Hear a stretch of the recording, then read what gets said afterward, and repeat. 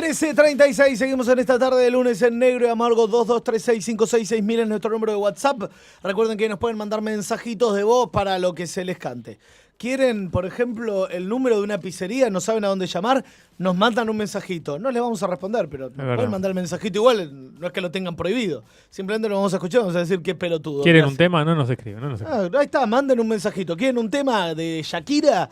Nos mandan un mensajito de voz y nosotros los putearemos como corresponde. Claro. Hoy si quieren escuchar puteadas originales, manden mensajitos que hoy estoy creativo, me agarran enseguida. Pablo Pelizoni está con nosotros, diseñador industrial y opinólogo generalizado de cosas porque nosotros lo forzamos. Claro. ¿Cómo le va? Muy buenas tardes. ¿Cómo le va? Muy buenas tardes. Me acordé que estaba en uno de los programas que hacía Petinato, ¿no? El doctor Felipe, especialista en cosas. Claro. Ese. Bien. Bueno, eso más o menos intentamos ser nosotros. Somos especialistas en cosas. Estábamos hablando hoy de la filosofía de vida que nos ha regalado los videojuegos. Lo profundísimo que ha sido para nosotros poder ser parte del mundo filosófico de los videojuegos. Y derivamos en esto que decías de la jugabilidad. Y de que hoy en día, claro, hay muchos juegos que requieren un nivel de conocimiento. Bueno, para empezar, yo por ejemplo que he estado muy alejado del mundo de las consolas. Yo siempre fui de los de PC. Agarro una consola y no me manejo con el joystick. Y es donde decís, esto algo raro tiene. Sí, tenemos muchas cosas para charlar de los videojuegos. Una de ellas es la jugabilidad, todo lo que tiene que ver con los renders y las cuestiones gráficas de los videojuegos, que vamos a charlar también. Pero vamos a empezar con esto de la jugabilidad. Recién hoy hablábamos un poco y generalmente hemos charlado sobre las interfaces de las cosas y cómo hacer algo que sea relativamente simple. Y bueno, justo hablábamos recién en tu pregunta de si he jugado a los videojuegos o no, y mi contestación fue sí, mucho a los juegos de fútbol.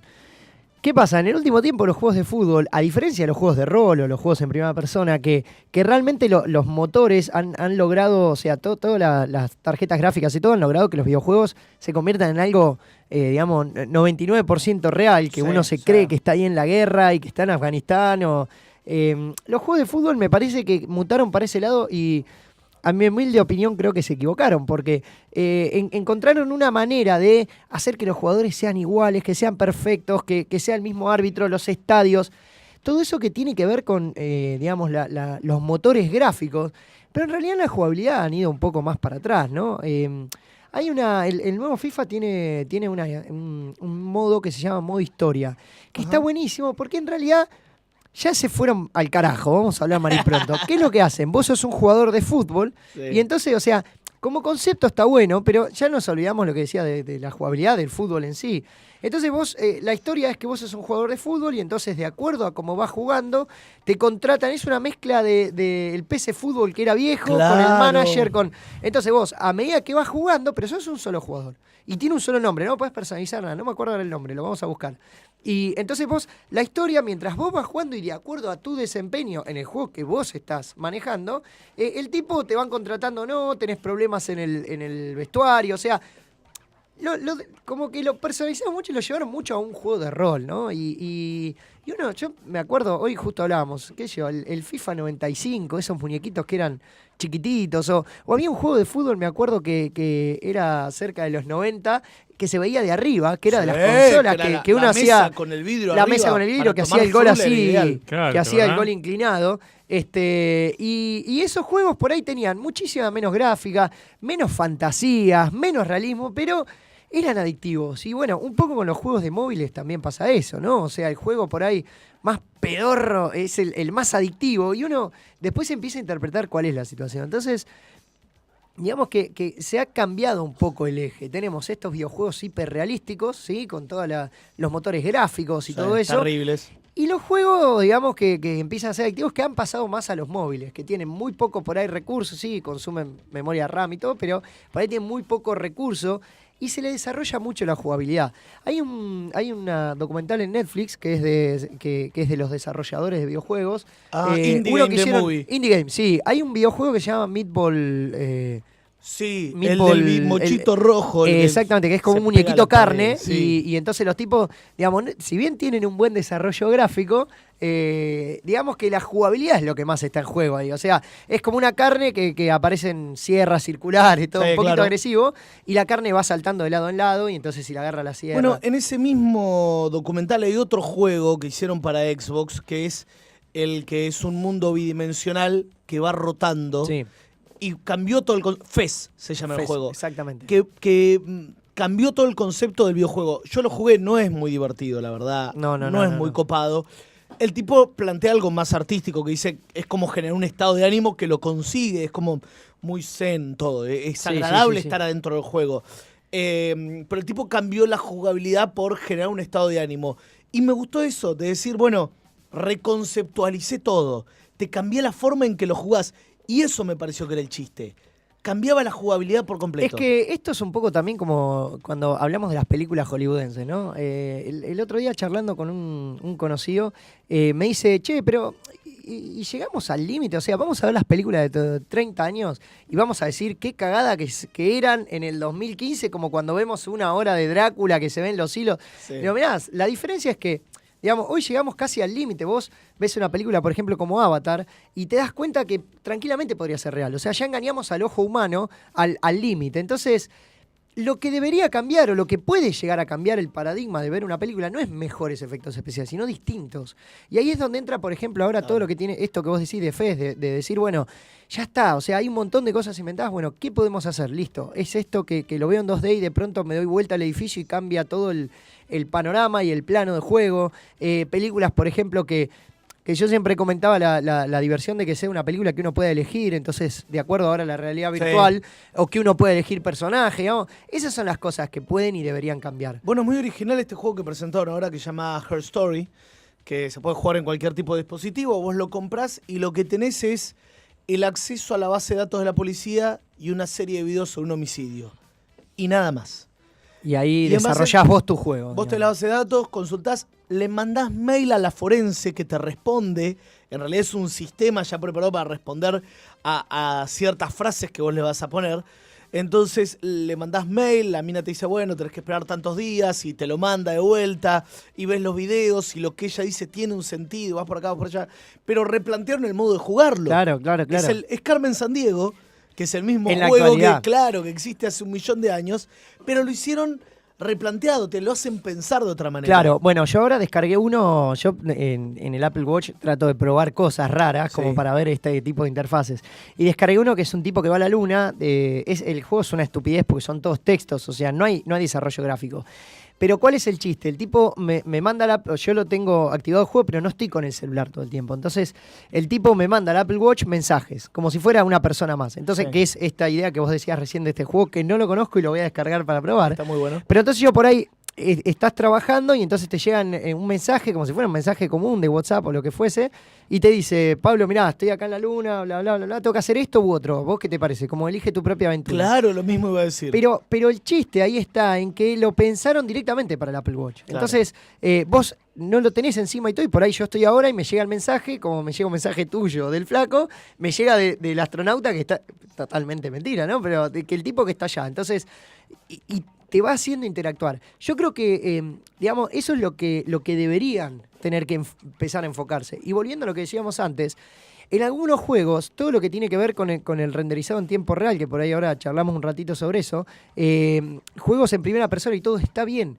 No sé, juegos como el Assassin's Creed o el Black Ops, o sea, son juegos que lo que te generan es un realismo tal que si vos tenés una pantalla gigante o los lentes de realidad todo realmente te parece que estás ahí. Sí. O sea, desarrollan hasta plataformas gigantes donde te sostienen de la cintura y uno va corriendo y entonces, digamos, va con los lentes, los VR, que digamos que ya es como que estás ahí. O sea, pero para eso está bien. Una de las cosas por ahí que le falta a esos juegos, que es lo que están desarrollando ahora, que tiene que ver con el motor de renderizado que te decía hoy, es lo que tiene que ver con el tiempo real.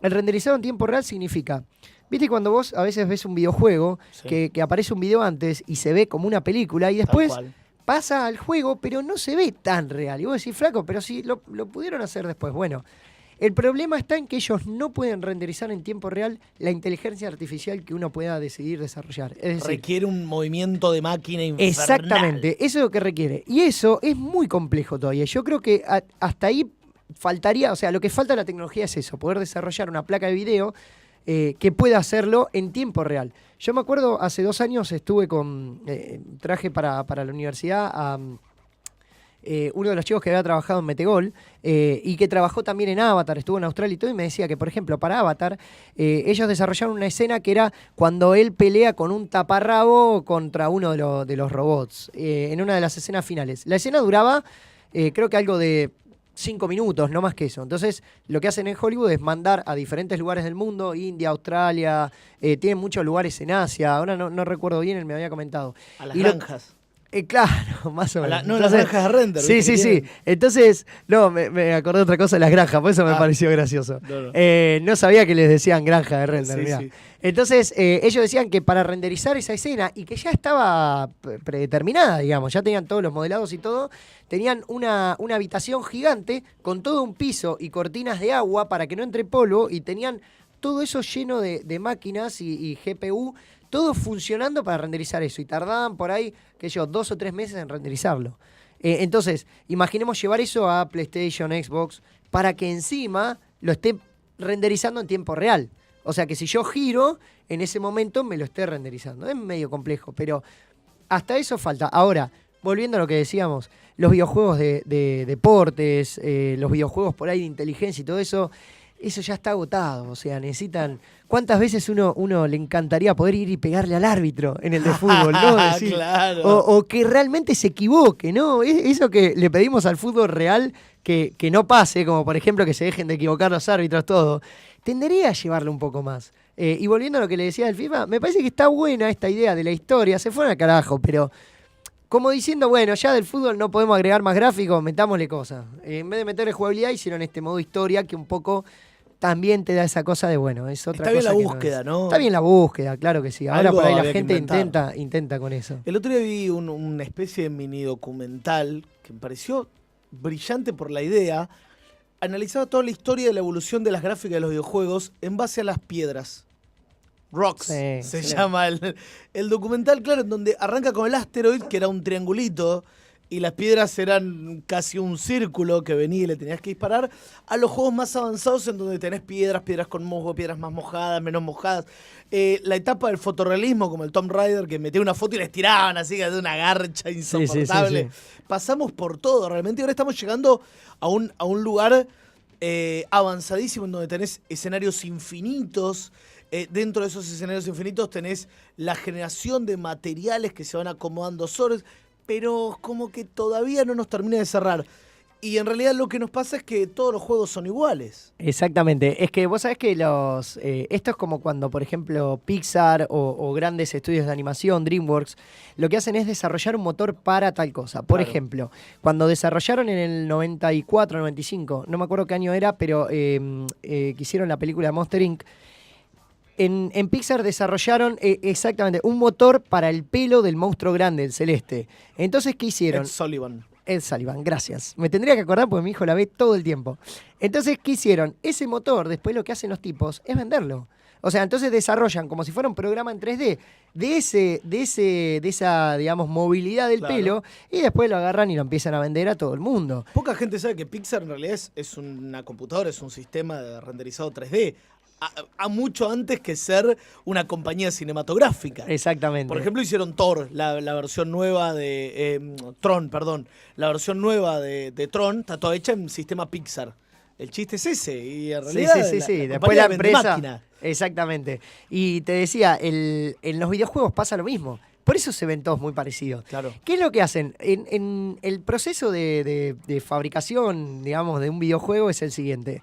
Los tipos lo que hacen es poner dentro del videojuego, hacen los modelados 3D y a eso después lo texturizan. Es decir, trabajan por un lado las texturas y por otro el 3D. Entonces, por ejemplo, lo que vos decías, hacen una piedra y la piedra la hacen medianamente parecida, pero después trabaja un departamento de arte. En las películas pasa lo mismo, trabaja un departamento de arte y lo que hacen es en plano desarrollar la textura.